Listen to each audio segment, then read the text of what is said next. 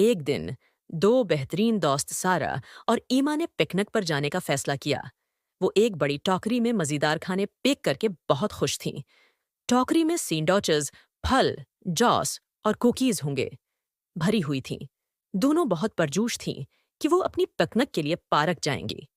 Park पहुंचकर इन्हें एक बड़ा दरख्त मिला जिसके नीचे बहुत साया था। उन्होंने कंबल बिछाया और ताज़ा हुआ का लुत्फ उठाते हुए बैठ गए।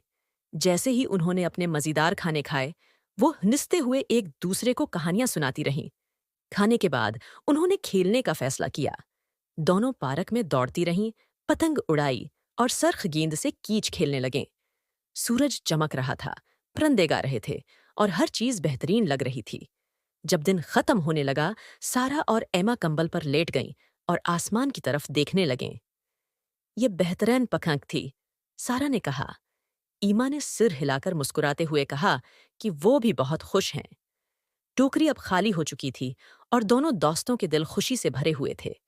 उन्होंने अपनी चीजें समेटें और घर की तरफ रवाना हुए और वो पहले से ही अपनी अगली महम का इंतजार कर रही थीं।